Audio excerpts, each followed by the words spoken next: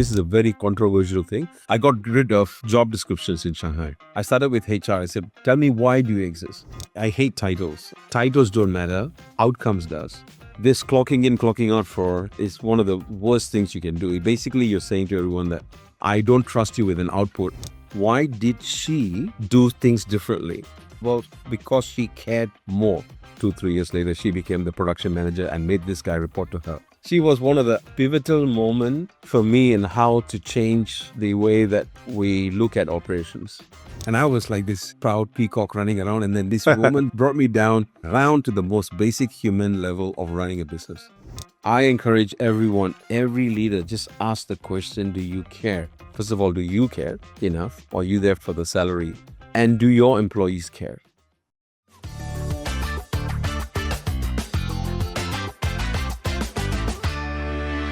Most executives, especially in leadership roles or CEO roles, especially when the organization is very big, look at the spreadsheets and think they see the business. You, Rejie, looks at the spreadsheets and knows it's already too late. And I think that was an interesting insight. With over 3 decades turning around high-tech operations across the globe, from saving an automotive supplier during the 2008 financial crisis to scaling manufacturing across 7 countries, he learned a crucial truth. You cannot manage numbers, you can only manage the operations and the people that produce those numbers. Today, we are dissecting the knowing-doing gap in enterprise leadership. We will explore why quality and cost are not enemies, why standard corporate playbooks fail in turnarounds, and how real performance only emerges when leaders step out of the boardroom into true presence. So, of course, I'm threading one thing that is important for me, which is presence. Everyone has a different definitions. But what you are in those few social settings where I see you is what I'm very interested in. So that authenticity of leadership and how you are when, I think, shit hits the fan, to say it badly. Maybe, how do you introduce yourself? Would you like to share anything different from what I just did? Nothing much more other than, I'm a Malaysian born here, worked the first 9 years of my life in Malaysia with Colgate-Palmolive and Kellogg's. Then had the opportunity to move to Korea. And at that time, they tell you, just move to Korea for about 3-4 months max. And then you come back and be the CFO for the Asia Pacific region. And that ended up being 5 years in Korea. Once I've gone out, then opportunities came about. I'd never had the chance to come back. It was with international companies in the automotive space. And the last company that I'm with, in fact, I'm still with them. I've been with them for now 21 years. I've been fortunate that I was given the opportunity to sharpen my skills. And sometimes you can only sharpen your skills when you are faced with a situation that you have never seen before. And so now that you talk about it, it seems like it's natural, but it was not at that time. I think you will understand and appreciate that situation more than others. Maybe you've started in finance, so you have a look at the numbers first and then at the people.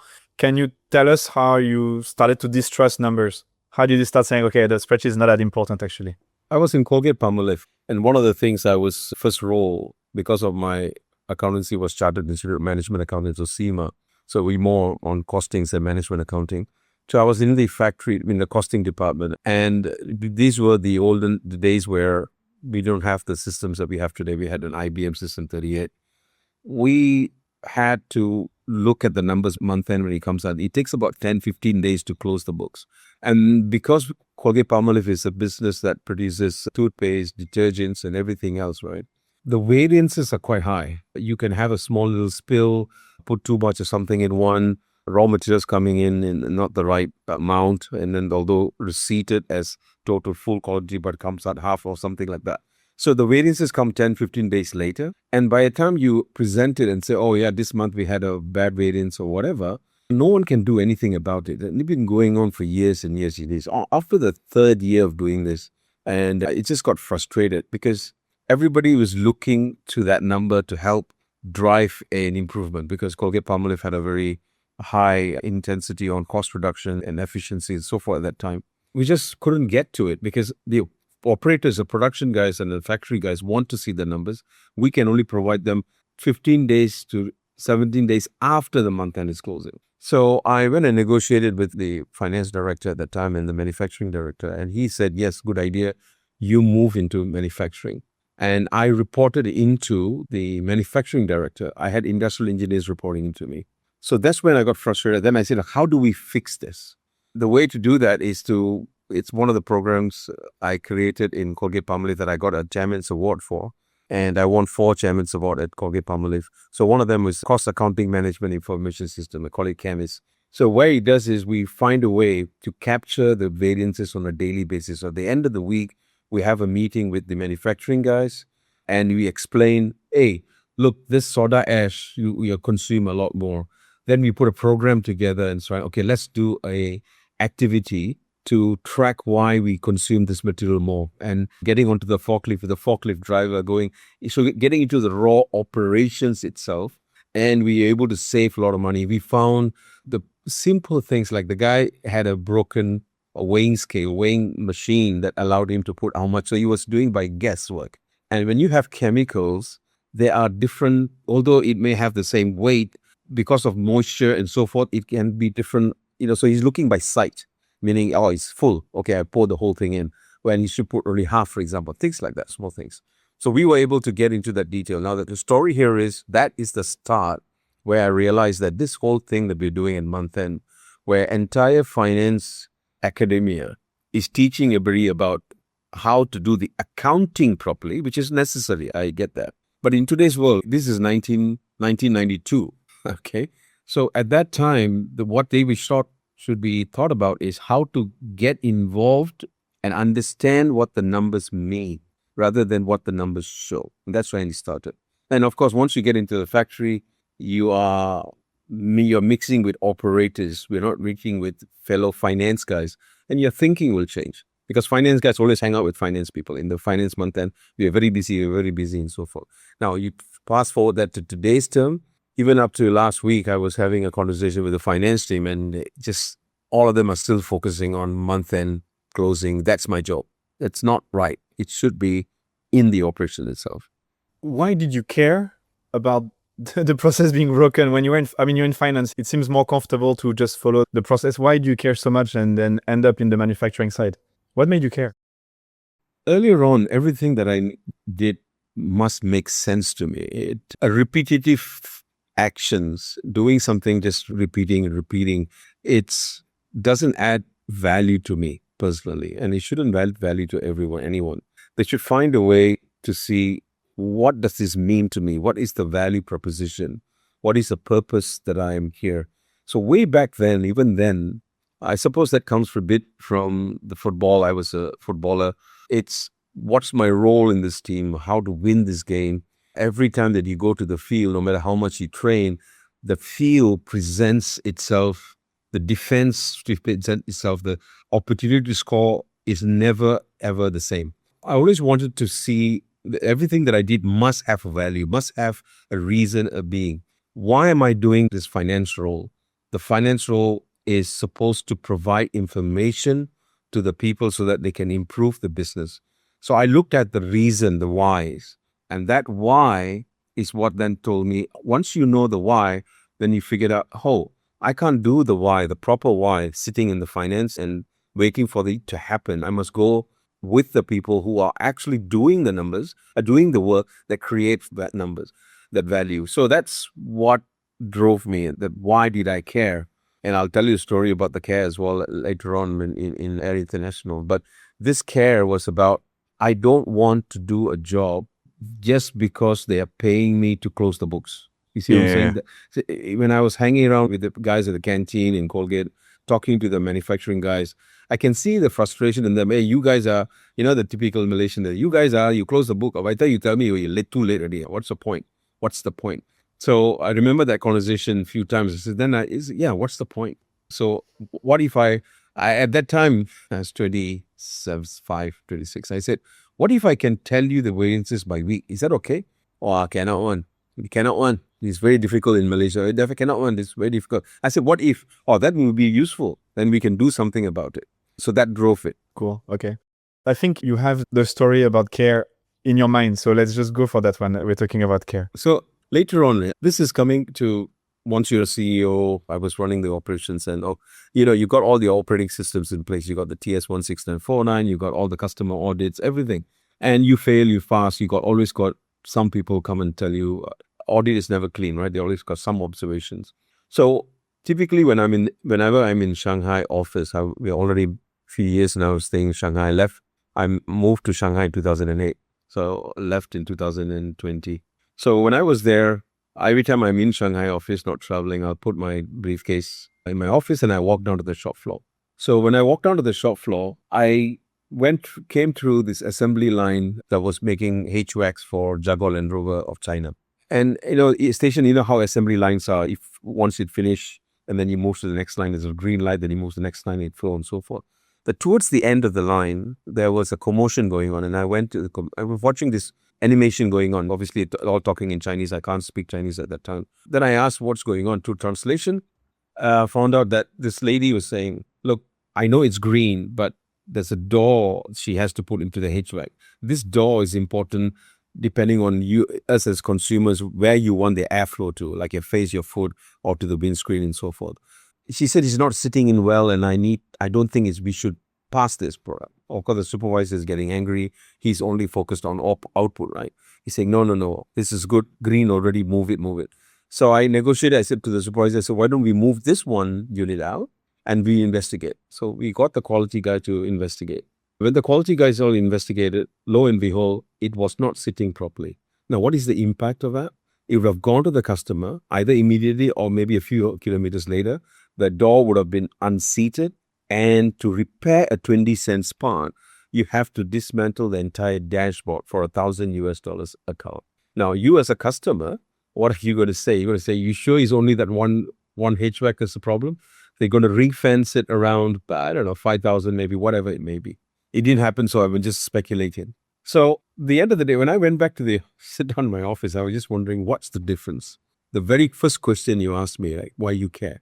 So I now think about the same thing. I asked myself, why did she do things differently? The supervisor supposedly was trained more than her. She has the same training as every other operators, but why was she different? I thought about it for a while. It really bothered me. And finally, when everything else failed, I said, well, because she cared more. So I had to come up to the office and I was talking to her through translation. She thought she was in trouble. But I said, look, her name is Miss Zhang. I said, listen, you're not in trouble. I'm just asking, try to figure out why. And her answers was very basic human level. We as leaders, we read books, we present, we learn from every Tom, Dick, and Harry, and we come up with the most complicated wall charts presentation. She said the most human thing possible. Because if this one go to the customer will be unhappy with us. We may not win more business. Second, the cost will impact us, will impact the company, will impact me. She saw the differences. And I thought in the end of the day, and I said, because of you, I'm going to create a whole care campaign in the entire company. So if you go to Air International anywhere in the world, you go to Michigan or you go to Mexico, or you go to Slovakia, Thailand, India, you will see this care logo, which essentially says, we need to try to get people to care about the company. And how you do it, it's a bunch of other things.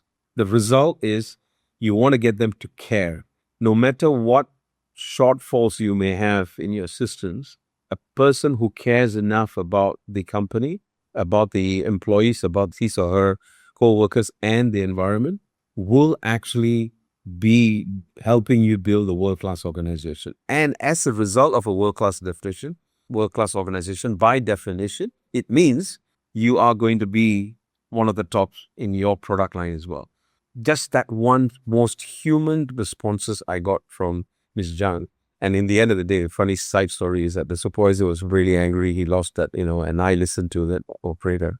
Fast forward 2-3 years later, she became the production manager and made this guy report to her. Pissed him Irony off. of life. Pissed him off. But she was one of the pivotal moments for me in how to change the way that we look at operations, not just training, not just operation. And the other thing I trained because of that is this, have you seen many times people will do a corrective action report and one of the actions is more training.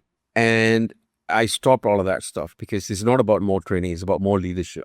Where is that supervisor? Well, how did you lead it go? How did that mistake happen?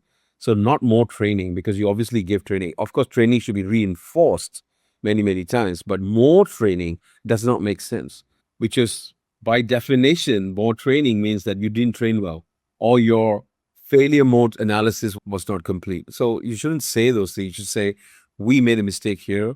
The mistake was that we did not pick it up during the operational design phase. So therefore, we're going to fix that first, train people with the new processes, and then that's the answer, right? Anyway, so it's a bit long story. We're jumping careers, jumping time zones, timelines. But the question you asked was very pertinent question. If I encourage everyone, every leader, just ask the question, do you care? First of all, do you care enough? Or are you there for the salary? And do your employees care? And you, Brio, you guys can put up processes in place to ask and check that the temperature, if you like, of careness. Is that a word? Of careness in a company. Most powerful thing ever. I agree. That's one of the things. We have two sides, impact and care. I think you're talking about a form of care that is also thinking about impact. I think you have a vision of what finance is that was different from what the other people in the team had. So they were, Yeah. their good finances, I don't know, have books that are well made 15 days after the thing. And for them, that's success. That's their version of success. Your version of success was different. And the lady you just described also was having a different version of success. So I guess it's what you care. And is what you care the thing that we need to care about? Is it the same thing that the customer values or the business needs, or we're focusing on the wrong thing? And this morning, I was having a conversation about OKRs because we're finishing the quarter. And we had exactly this conversation about why do we have 20% of our time or the focus on this thing? We don't really mind this, right? So we're having this. So I guess that's the question is, how do you get people to focus on the right thing, Rejie? I've had success and failures both or equal measure. Thailand, for example, our division in Thailand, one of the most successful. India, the general manager of India just texted me yesterday that his quarter 50% higher than the quarter before last year.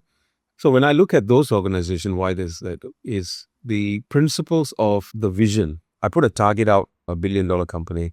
We were 150 million at that time or something like that. People thought I was crazy. How do you grow that much? I said, I don't know, but we need it to be $1 billion. And I told them why.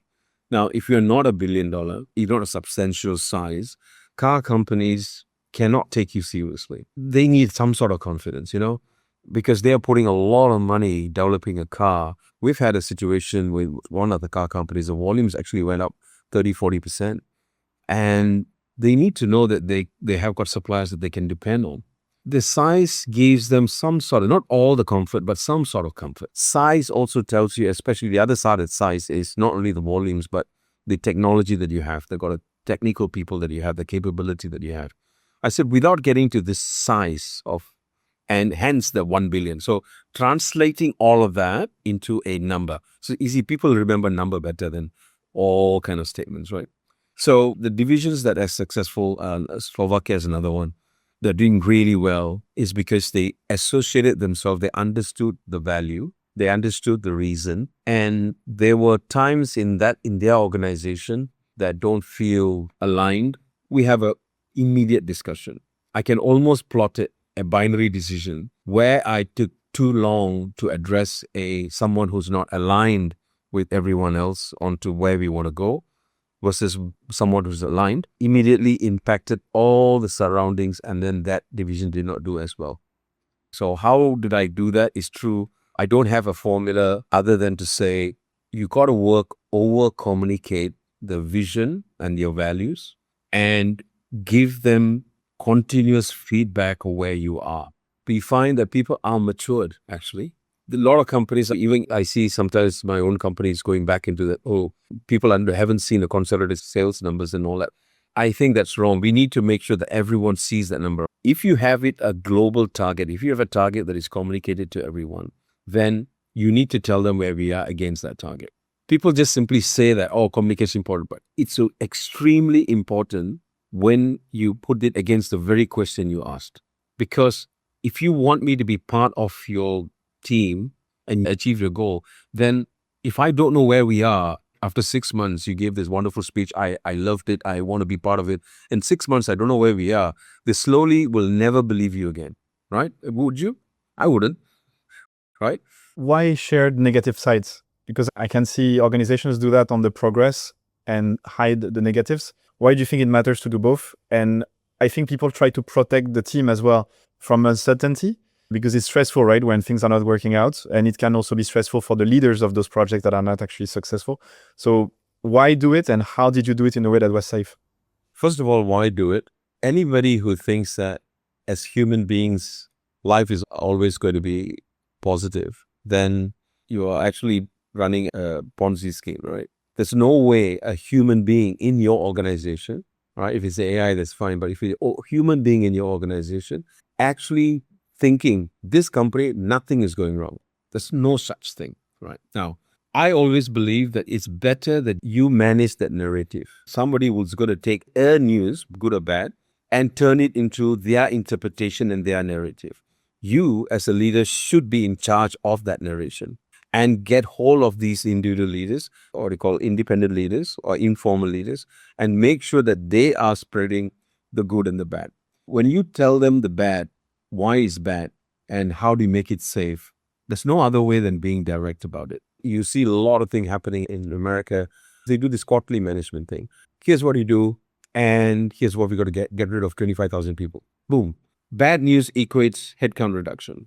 And yeah, sometimes we have to do those things. But in the end of the day, the way that if you continuously, the only time your messaging is bad time, headcount reduction, bad time, headcount reduction, then there's no safe thing.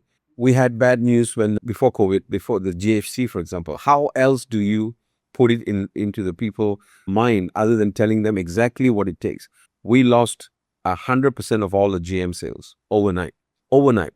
They just chapter 11 and that's gone. Everybody, if you treat them in a matured way, so far I've had two outcomes. One, people stayed and made our company better, or people left early. That's fine. But then they left early, you see. They didn't sit around and mope around and bring that up, because I heard one story before during canteen and they were talking about all these bad things happening, and then a few other guys got together. Yeah, but you know that already. That was presented. Rejie presented it clearly. Why are you acting surprised? Were you not there? Boom, killed. It's about being very clear about what the situation is. And when it becomes good, even then, and not rewarding, not having some small celebrations, it's also bad. When you achieve the production targets, small things. We used to go around just giving out ice creams in Shanghai during summer. The summer in Shanghai gets very hot. Above 38, I think, 38 degrees Celsius is a governmental rule that you got to shut down. So we were at 35, 36, and we had to meet these numbers. And the customer volumes were also increasing. And where we were sending the parts to, it was only 35, not yet 37. So they still running. We just went out giving ice creams, 20 cents, 50 cents stuff. But it was, all the management team was on the shop floor. So they didn't think you guys all sitting up in the air conditioning room, be all on the shop floor. Small things like that. The way you react to a good day and a bad day is consistent in your approach. I had a conscious thing is that if it's a problem, I want the people to come up to my room and say, boss, we have an issue. I think this is a way to solve it, but I need your help in helping formulate this. I used to have in every of my offices around the world, I have very, very large whiteboards. You just draw out and you visualize the issue and then break it up into various components. And when 10 out of 10 people who participated in a problem-solving situation, not alone, together, you get actually a more energized person than ever before. It's amazing. I'm sure you've seen this before. See, that's what you guys try to tweak those in every organization. This is the most important thing that we have ever found. We had a warranty issue, significant warranty issue, long time ago, and supplier issue, whatever it may be. Working together with the customer created a lot more bond with the customer. I'm not encouraging everyone to go create a quality problem, but the way that you create and address the problem, the relationship with the customer and within your group became even stronger. So that's saying there must be something right about these things, right? I'm with you. I tend to share negatives quite a bit. It's not, I don't think culturally it's something in the region that is very accepted. So how do you see it being from here and working with most of Asia? Because when I was sharing my struggles, and I did it quite early arriving in Malaysia, I was told a few times, you are too upfront about the fact you made a mistake here. And people might read it as a sign of weakness, or basically not seen as courageous, or even, I don't know how to say, integrity. but he's bad because he has so much badness that it even shows publicly. How do you feel about this? My belief, I totally agree that vulnerability, and I don't, if you saw me on stage at MLS, you saw me in a very vulnerable moments. I don't have a problem with that. So I feel things are never perfect and it's okay. But that's a personal belief. I don't know how it fits in the Asian context. My earlier part of my career, I was taught by action of others that don't tell people your weaknesses because this will impact your promotions and how your boss sees you and all that stuff. For example, I was working in Colgate-Palmolive and my salary was very low, 700 ringgit a month. And so to compensate, to make sure I have a bit more money, I used to teach part-time. So I have to leave at 5 for my classes to start at 6 o'clock. I'll go and teach and be on my feet for 3 hours, 6 to 9. And that's what I used to do. And I used to earn more teaching than I was doing Colgate-Palmolive. But when I was leaving at 5, people would say, oh, boy, Rejie, you're finished. There's no way. You have no career here. I kept doing it because you need to stay. You need to leave only after the bosses leave. That's one aspect. So don't show your weaknesses is in the second one. It is true what you said. In Asia, there is that feeling. Certainly in China, certainly in India.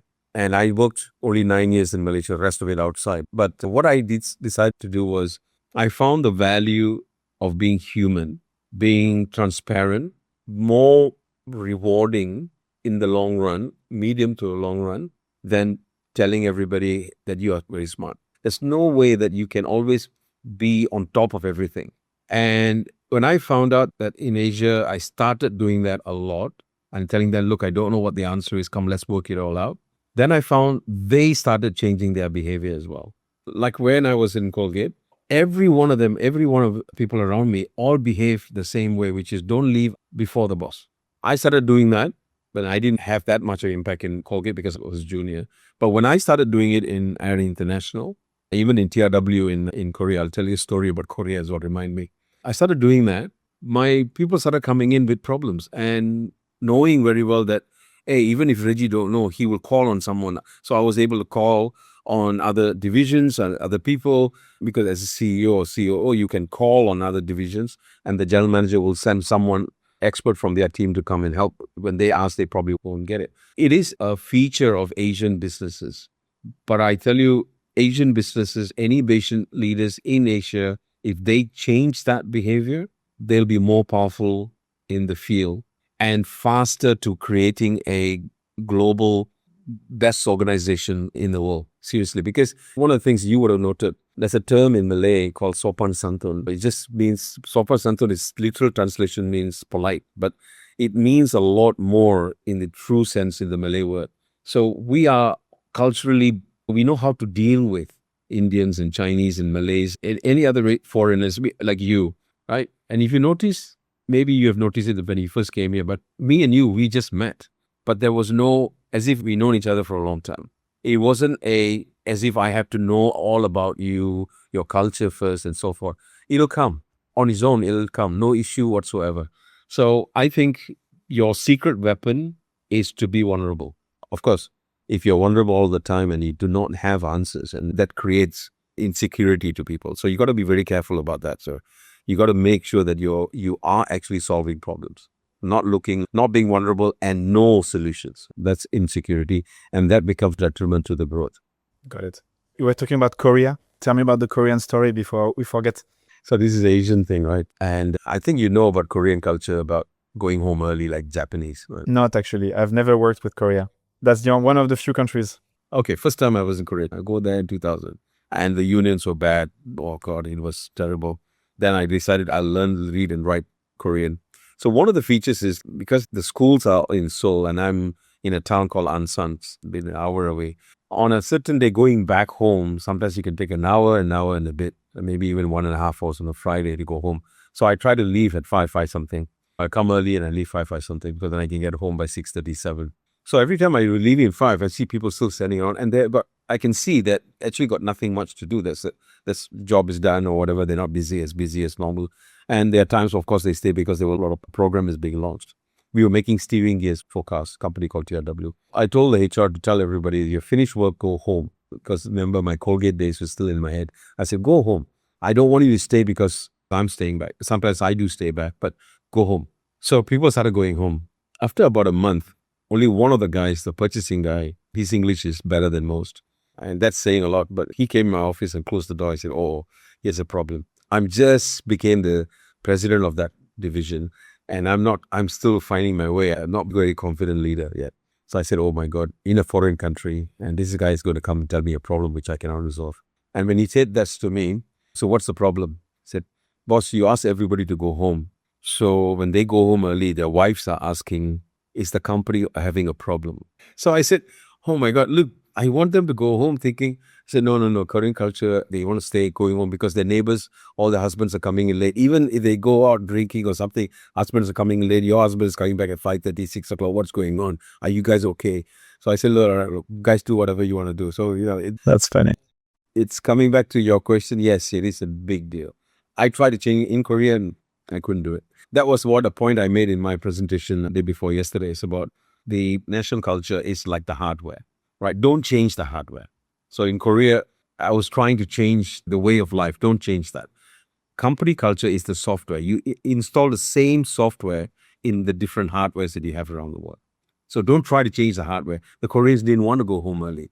This is okay for them. Don't try to change that. Let's let them be what they be. But while they are in the office, they will behave in the right way. They will achieve or embrace the same values that you have. Thank you. And I've actually, today I learned about this move from finance to operations much earlier in your career than I thought I knew, because the main change that you had, or turning point, was when we were CFO and you became CEO, at least the way I remember it. Can you tell us about that second moment? And did you feel like you were part of finance, although you had this manufacturing mind or this operation awareness?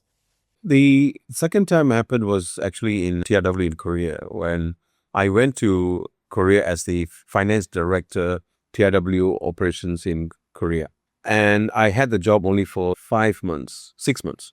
I went in June. So by December, the president of that division, my immediate boss, resigned. And so the Asia Pacific head, John Jones, his name was, he said, look, can you just be an acting president while we look for your replacements? Sure. And a month, 2 months go by, and the Asia Pacific vice president said, Rejie, look, we're tired of looking at anyone. You've been running it for 2 months. Can you run it? So I said, okay, I'll give it a go. Always wanted. Now my opportunity to be totally out of finance, now run operations with my financial knowledge. Here's my chance to actually know, since I know the numbers, I know the operations financially, use my authority now to work with the guys to make the changes in the operation. Long story short, TRW, when I left it, I think till today, I stand to be corrected. The global assembly line for steering gears used to be from Germany or whatever, became designed in Korea. And because it was the most efficient assembly lines ever built. Because I was able to get the financial thinking into designing an operation. When they did a benchmark, Korea on steering gear versus the rest of the world, we was number 2 in the world, only second to Mexico. And if Korean wages, they are one of the second highest in the world, the direct labors, other than Japan. So they were very high. When you look at that, how did they achieve the lowest cost per unit? Is because of the efficiency. The productivity in Korea is really very high. First of all, the way that people work there it's different. Number 2 was about the process itself, the assembly lines. All of that, we were able to do it because bringing finance into the decision making. So what happens, all the time, operations get together, they design something, and then finally they put a business case together. In this case, all my instruction, my requirements were finance are involved at the start, not at the end or in the middle, from the beginning. And I do that in Air International as well. When we do the business cases is for any quotes that we do, finance is involved early. I get them to understand the bill of material, understand the design, so that when one design moves for another design, they're able to say, hey, yeah, we took out this part, we took out that part, or we added this new part. That's what, things like that. So, yeah. So the finance to CEO happened also at Air International. You joined as CFO as well. Yes. So I was reluctant, actually. So when the job offer came to me, Korea in those days, in the year 2000 to 2004 or 5, but not very great for a family. It's very much if you don't know how to read and write Korean. So for me, I was great. I was having a good time. I could read and write. I could speak Korean. For them, for the young family, it's very difficult. So when the job offer came, to Air International, but as a CFO, I was like, oh, I'm going back into finance. But it was explained to me by the private equity what they actually wanted was a CFO/COO. Company was still small, but can you just come? But the job was in Melbourne, right? So my wife was saying, look, this job is in Melbourne. Let's go. And that's how we ended up going to that role. But the moment I got into Air International, what I did was I had a very good controller, hired a very good controller, and then I focused more on operations. So I really functioned as COO together with the CEO. So when the CEO traveled to all the operations, I was with him all the time. And so we were going into the US, we were going to China.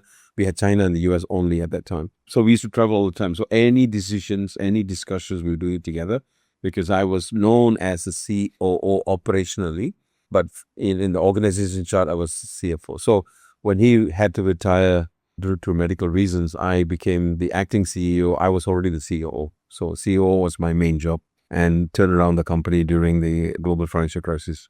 Got it. Thank you, Rejie.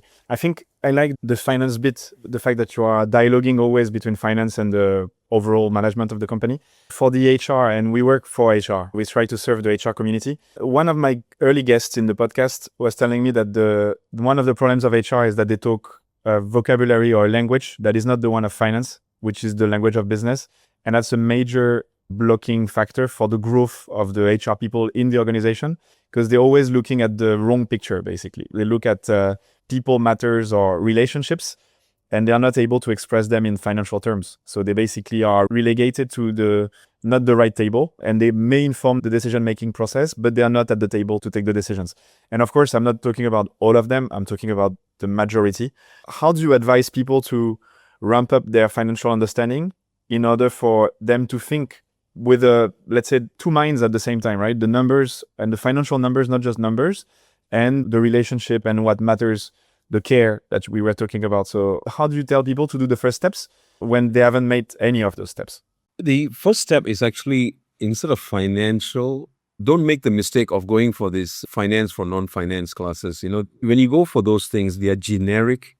They teach you how to read a P&L, a balance sheet, and the cash flow and tell you what the difference is between the three and look at a product cost and blah, blah, blah. What I did, and this was my training in Colgate, I was one of the trainers for Train the Trainer program for finance for non-finance, but it was designed for Colgate-Palmolive. So it was Colgate-Palmolive's data. It had a real-life data, but they changed the name of the division, the real-life product portfolios, the product profitabilities, and so on and so forth. So when the cost was done, and the cost was done in such a way that it actually talked about the operations and then the numbers. It's not about knowing the numbers. It's about knowing the operation and seeing where it hits in the P&L. So if you do that a few more times, then I took that whole same training into Air International. I actually trained about 200 over people, 240, 250 people in China, in the US, and eventually in Thailand as well. I showed them that the Air International's focus, these were our numbers, the way we show our numbers. Then I take the sales numbers and say, this sales coming from all the programs we have. Then I show them the program business cases. Okay, now we do a workshop and try to understand. So how do we give them a case study? How do we reduce the cost of this? And here, give them scenarios. Scenarios that we built was scenarios, a real life operational scenarios. Then once they change something in the operations, the result is this. Did an efficiency, put a case study, for example, did a Six Sigma, get a finance HR guy to work on a green belt on a whatever Six Sigma program, or just call it cost reduction if you like, because every time you call Six Sigma, it's like paying royalties to somebody. Just say, this is a cost reduction activity, so business improvement activity. And then where does it impact my cash flow or profit and loss? So have them see the entire flow. You do that a few times, then when they go into the meeting, they themselves will start asking the question, but this will cost us more. This will impact our customer because this will impact the way that we treat. For example, my HR director for China actually was in a meeting saying things like, oh, Rejie, I would strongly advise putting a stronger quality person here because that person will help relationship and that will then help our sales and that will impact our P&L. So if you have an HR person simply talking about, okay, well, hire this person and not able to link it back to the P&L, that's the problem. Let me challenge you on one thing. This is a very controversial thing. Hopefully I can convince you. I got rid of job descriptions in Shanghai. I'm in AI International for a bit. It was a massive problem for HR folks. I said, get rid of it. I don't want it because we have been so good at writing job description to the point where it is like almost like CYA. It is writing in such a way that if I do that job and job alone, and you cannot hold me accountable when something goes wrong because you just cannot find fault in me. I did exactly what you said. This is my job description. I do it exactly. You and I know there's no such thing. There's no way a person actually exists on his own. He requires inputs. The output goes to someone else. And there's a reason for all of this stuff. So it's like saying, I defended so well in football, I lost the game. Oh, no, it's okay. We lost the game, but I did well. That doesn't make sense. So I got rid of that and I said, write purpose statement, value statements. I started with HR. I said, tell me, why do you exist? Got rid of job description. Why do you exist? And they all went, first thing they did, they started writing, and some of them memorized their job description, started writing back again the job description. I said, is this what you exist for? Oh, doing payroll on time. No, your job is to create an environment, to pay people on time so that, let's say the payroll person's job, to pay people on time accurately so that they are motivated to achieve the sales and profitability target and cash flow targets. Link it all the way back to the end of the day. The entire business is on this, whatever targets, whatever goals that the business have put for, usually sales, profitability, cash flow, let's say. And then there are 4 other categories like quality, whatever. So hiring the right people so that they can achieve the following goals. Not interview how the job description goes. Finance is the worst. So what is the finance job description? Imagine the finance guy's job description is close month end, produce it on 7th day of the day, and that's it. And do the accounts payable accurately, pass audit all the time, and blah, blah, blah. The end of the day, the finance role should be, the purpose of finance is to enable data gathering, enable accurate financial statement, to enable the business to realize its financial goals. So the difference between typical JDs and what you were doing was to link the actual tasks to the end goal. So it's actually, I was with nonprofits yesterday and they were talking about theory of change. So in the nonprofit sector, I don't know, you have a nonprofit, so I imagine you're familiar, but it's basically you need to work on the activities, then the activities give an output, then they give an outcome, and ultimately it makes an impact in the community.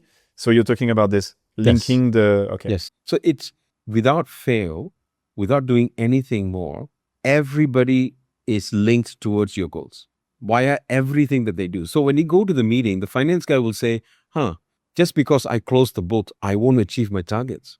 My target is that when the company achieves the sales, the profitability, and the cash flow targets, then when the guy in purchasing is actually ordering more inventory, he'll say, hey, hang on. You see what I'm saying? If he really wants to be regarded as doing his job well, his definition of job doing well is the cash flow is better. But cash flow cannot be better if he sees that the purchasing team and the supply chain team has ordered more inventory, for example, or ran out of inventory. Even worse, when it ran out of inventory, when then therefore you short ship to the customer and the customer penalizes you and you lose profitability and you lose sales and profitability and of course impact your cash flow. So all of that comes together by simply having your team write the purpose statement. Job description is important, of course, when you are hiring someone for legality and all that stuff. But when they are already in your company, get rid of it. Don't do it. And you'll find that was so hard. So Mati, think about it. You were at the nonprofit. Why is it easier for them? It's not easier for them. It's not. But not easy for them. So imagine, isn't this the most logical thing to do, really? Everybody is struggling, right? Everybody is struggling about, let's find a way to get everybody aligned to the topic, to the goal. We need alignment. Let's talk about alignment. So they run courses, they run publicities, they run posters everywhere and ask questions.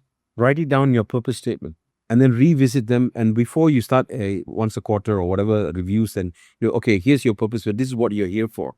Is there any change in that statement? Do you see that you can add more value? Can you imagine that powerful the conversation is going to be? Hey, this 3 months has gone by. We changed this whole thing, job description, to this value statement. Is this working for you? He said yes or no. And if they say no, you address them. You say yes. Is there anything else that you want to add to this value? Can you add more? Suddenly, you get a finance guy who is suddenly maybe different, who wants to know more about operations because he sees that doing month-end closing is not the only answer. So we are rewarding, should not get to the point where we are rewarding people to do their jobs. We should be paying them to do their jobs. We should be rewarding people to achieve value, right? And more, there was a Dr. Nadia, I forgot her last name is, she's on LinkedIn. And I think I'll send you this presentation that I did, where she, in her LinkedIn, she sent, if you look at boarding passes, a boarding pass, you remember? Yes, the lady from Chief Reinvention Officer. So Yes. she put a boarding pass, man. I use that presentation. I credit her all the time. And I said, this is exactly what's happening to all of us. That boarding pass is created by Delta. I fly Delta a lot. I know exactly what to look for. And I go to the gate and blah, blah, blah. And she put a common, simplified.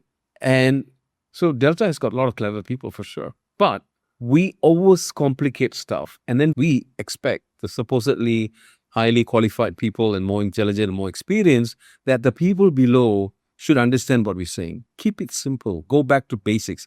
That's what the RK suite that we started. The word RK is first principle. Is going back to the first principles. Let's go back to the first principles. Everybody's a human being. Everybody wants to improve. Give them the opportunity because and understand that everybody has got different strengths and weaknesses. Not everybody can run a sub 10-second 100-meter dash. So everybody is different. So therefore, you have to cater for those and enable them to grow within the path. And then once they maximize, give them an opportunity to grow some more. And if they don't, you have a conversation about what they can do next. And we took our company back from where it was $100 million, $120 million to multi-billion today. Almost all the people that were there before were not there part in the full journey. They set the base, they set the foundation through age to retirement. And some of them are just saying, look, this is not my path. Lots of them are all friends of mine. So because we have an honest discussion, it's time for move on. And of course, some people, when they moved on for other reasons than a disciplinary reason, is a different thing. I'm so much for it. The job description, I feel, is our biggest Achilles heel. It brings everybody down, focuses on just this is my job and silo mentality. The JD story. So basically there's the JD, you talked about the purpose, and then there's OKRs as well. So how do you do the three? So at JD, you need it for law, you need it for the legalities. So you forget it when they come in. Do you do OKRs? And the way I was seeing it is ideally, and I've not done that in the past, but I aim for that for future hires, would be to put the OKRs already when you recruit and negotiate the OKRs before the person is inside the company. We could almost have the purpose statement, the OKRs, and then the JD. Does that make sense? And how those three work together? I feel everybody should have, with various degrees of percentage of responsibilities, right? The sales guy, business development guy will go straight on to sales. And the whole organization, the key, all your top managers, if you have you're the general manager of a business and you got 5-6 direct reports, all of them should have P&L, sales, profitability, and cash flow, if that's one of your target, right? And for example, the other key result area is that you get a parts per million. Quality could be PPM, could be reject rates with the customer, whatever the quality KPIs are. Quality and the production guy will have a high percentage rate. But in my organization, in Air International, we had engineering also in the group. Because if you engineer it well, part of the design, during design, they engineer it well. So they have maybe out of their entire 100%, they'll have 20% of their KPI could be quality, but not zero. But certainly he has also P&L and cash flow. Because if you design your product well and excite the customer and able for us to design in such a way that we can provide a very competitive offering and solutions to the customer, then our sales will go up, our more businesses will be won, and our profitability will go up. Everybody sees that link. So the engineering typical is design flawlessly and launch on time. Let's say that's it. If that's only the target that you're giving out, then it's wrong.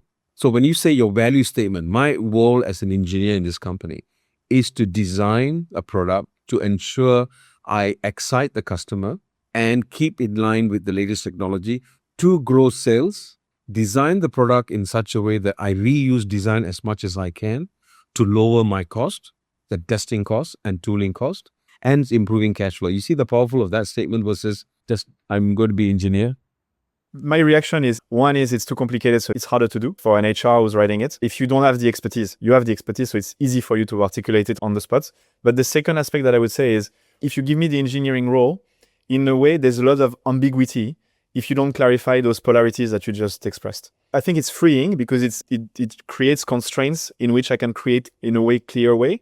But coming to those constraints or those polarities or whatever you want to call it, this explicitation is hard. And I think that's the reason why we don't do it. Yeah, but it's a necessity to do it. So if the discussion, assume you're the engineer, you and me are just talking about this, and we negotiate. But I want you to understand that you have an impact to my profitability. You have an impact to my sales and my cash flow. So I'll establish that with you first, right? Where you don't understand, I make it clear. So by now, you already understood, oh yeah, he does. Okay, how can you work with me? What is the biggest contributor towards improving sales, profitability, and cash flow? That's a negotiation. You may say, I tell you what, I think the biggest thing I can do is do a design carryover as much as possible. I have lesser proliferation of parts. So supply purchasing can negotiate because now you're buying more of the same part. Okay, I agree with you. Let's put that in. You see what I'm saying? But it's all linked to profitability and cash flow. Got it. Thank you. You're adding more layers to what I knew from you. So you can do that every organization. HR, you can do it for HR. I said your role is HR, right? Without you, we will be hiring all sorts of people. And the biggest cost in an entire organization is people. After material is people. And if you're in the service industry, it's all people. So imagine getting one person wrong. Let's agree, Matty, that you have impact on my sales, profitability, and cash flow. Now, Matty, can you tell me what you think? Go and do a bit of research. The biggest drivers to improve sales, profitability, and cash flow would be from the HR side. You are the expert. And you may come up with, you know what, I'm going to do specific training. I'm going to improve my hiring skill set so that when I get the person, chances of the person leaving is very low. Not zero, but low. Here are my strategies to improve that. And that is what I'm going to be. I need you to measure me. You'll tell me I want to be measured by. Fantastic. And the next one is that I'm going to do specific training. I'm going to talk to people like Brio, Leaderomics, and people like that, where they give me specific, not generic training, HRDF fund collected, so lower cost, zero cost almost, and able to retain that person because the person fee valuable. Boom. All linked to sales, profitability, cash flow. Every single role. Miss Zhang, remember that lady on that assembly line? Dude, she can say that to me, man. And I was like this proud peacock running around. And then this woman brought me down to the most basic human level of running a business. It meant incredible. Thank you. Arche Suite, you spoke about it. I was going to ask you questions about it. Yep. You spoke about one attribute of Arche Suite. It's the first principle, learning or teaching. I don't know how you, or coaching. What are the other attributes of Arche Suite? What we like to do when we say first principles, it's actually the only principles. The first principle is going back to what really matters most in becoming a leader. I thought this is the best way to do it. Roshan agrees, and a few other people that I've spoke to also agrees, is to use these experiences, the entire experience of 30 years of Colgate-Palmolive, TRW, and Air International. I think I've gone through everything that needed to be going through in a way, like global financial crisis, turning a company from a two product into multiple product, electric vehicle. So all this, if you take out the automotive angle to it, the events are natural and common to most industries. Use that and turn that into a syllabus. I've developed about 9 topics. I give you some examples today. So one of the topics I do is broken windows. Now, there were criminologists in late 60s, 2 criminologists, forget their name. They developed this whole idea of concept of broken windows. It was made popular by William Burton. And now William Burton was the chief of police hired by Mayor Giuliani to improve or reduce the crime rate in New York. Now, in the 90s, if you talk to Roshan, he'll tell you the same because he was there in New York during that time. They were the murder capital of the world. So crime was uncontrollable. So he started doing data gathering about why does that happen. So he got his old assistant to come and help him.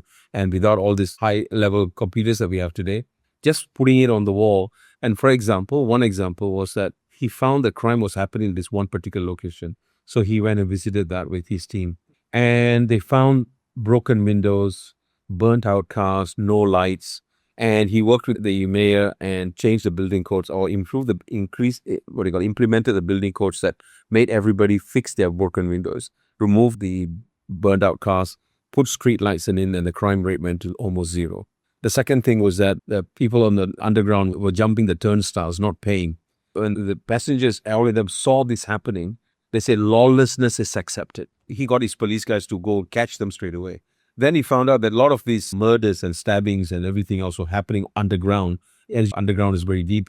And he said, why your police guys are not there? The police guy said, look, when we go under there, our walkie-talkie, our communications doesn't work because it's too deep down. So he created a mobile unit right outside one of the busiest station, and started catching the violators and punish them. When that all happened, people started seeing this. The crime rate drop. It's about fixing the small thing. The theory is, if you yourself walk by a place where there is a broken window and burned out cars, you are not going to feel safe. Just by removing those elements, your attitude changes. Apply that to today's business, for example. We try to change so many things, but we forget to change the small broken windows you have. For example, there was a delay in programs. There was a delay in the program deliverables. You, the leader, Matty, did not say anything. What signal does it give to the rest of the team? You ignore that and say, it's okay. People don't come for meeting on time. What signal does that give? These signals, are small signals, become the culture of the company. Eventually, you can't fix it. So that's one topic. I go and I create an exercise and a homework for everybody. Do the broken windows. Please identify 5 broken windows. What do you do? Fix it straight away within the first week itself. And within 30 days, have a public statement, show everybody that this is fixed. Everybody try to fix big things without fixing small things. The small things give you credibility, things like that. So then what you train everybody is, this is the things that I learned throughout the time, and everybody's trying to do this, that, and the other, the assembly line, the cleanliness, the 5S, all of that stuff. When a customer comes into a place, you immediately see something, subconsciously, you already form an opinion. And they form an opinion about dealing with you because they have dealt with your team. They already form an opinion about you, whether you like it or not. You do the same, right? You just mentioned the way you and I interacted. You already formed an opinion. It may be an act that I put on, I don't know, but you already formed an opinion. But that's how we are. The second topic, I'll give you one more topic before we move on, is the competent ignorance.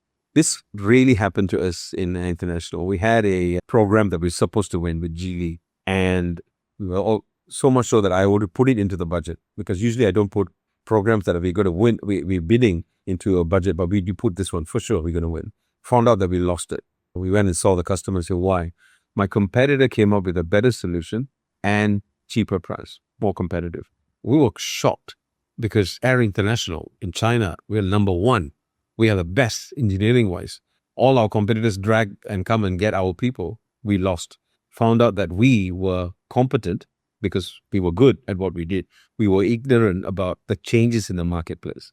This happens more to technical people. You can be relying on a HR person who had done employment law, but did not actually keep up with the latest changes in the law.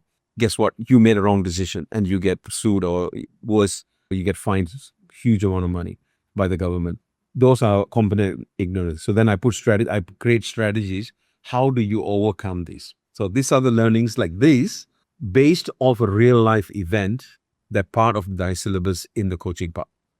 Is there any topic that is close to your heart that you're trying to influence at the moment? Because you're in a moment of your career or of your life where you are in a position of leadership for the entire ecosystem. You were on stage at MLS. You are doing this coaching with CEOs. What is the one thing you're trying to make happen in the community? Arcade Suite is a business that Roshan and I started down. I am now subscribing to Roshan's goals. Really build leaders in this part of the world. If it turns out to a successful business, great. But I really want to see growth in the people by giving them these lessons that I was fortunate to actually have. Now, I didn't ask for it. It came onto my lap. I call it fortunate. So in this case, really, I want to go and ask everyone who's listening, I can really help your company. I can really help your team. More importantly, if you can create one great individual who then changes another 10, another 10, another 10, that will be my goal. And I think a lot of guys are in the leadership position without realizing how fortunate they are. I think this is a calling, number one, and this is the word I'm looking for, privilege. You are in a position of leadership. It's a privilege, not a right. And with that privilege, you need to have real big responsibilities. And I feel that I was given this privilege, and I would like to help make some changes. Thank you.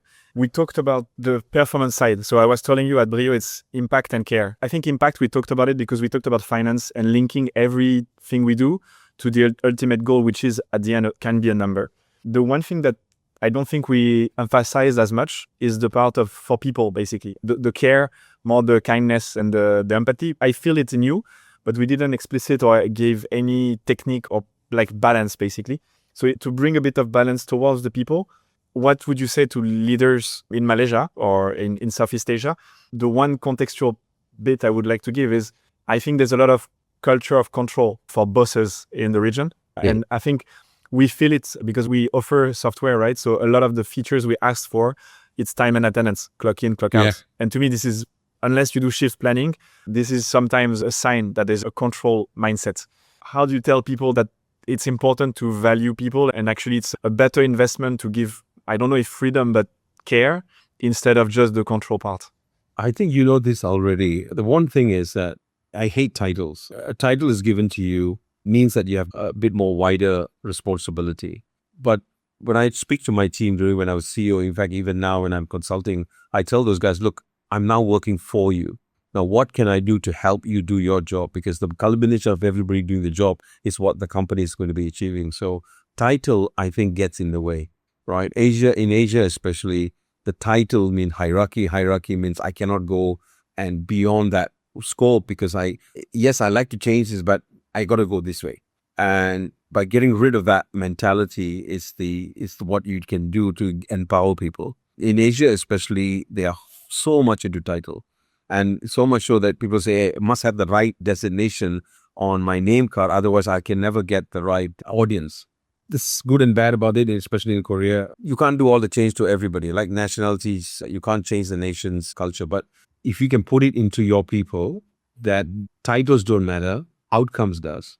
This clocking in, clocking out for is one of the worst things you can do. Basically, you're saying to everyone that I don't trust you with an output as long as I see you coming to the office. What's the point? If they come to the office and just don't get an output, what's the point, right? Same thing like the way I talk about job description.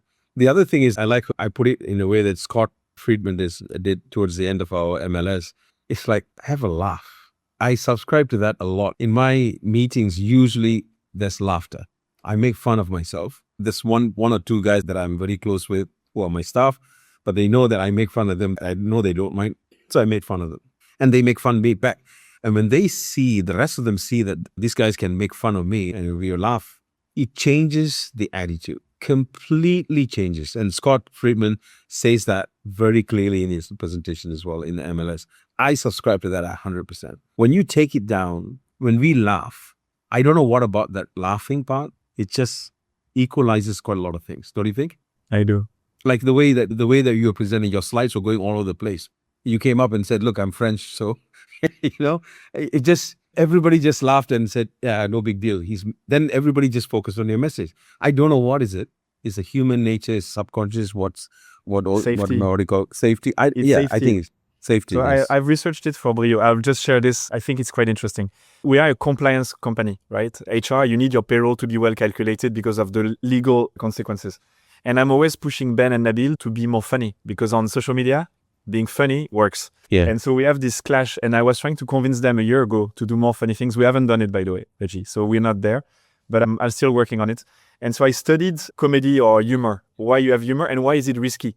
And basically laughter comes from a situation where you're surprised and it's not a bad surprise. So you don't turn into fear, you turn into, it's actually okay, ha ha ha. And so it's surprise that turns into something positive. And that's something that is surprising can also turn into something negative. And it's disgust and it's fear. So when you don't want to surprise people, it's because you're afraid that you might go in the other direction. And so basically it's safety.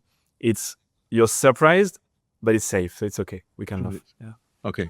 Anyway, pleasure. Thank you so much, Rejie. So much wisdom.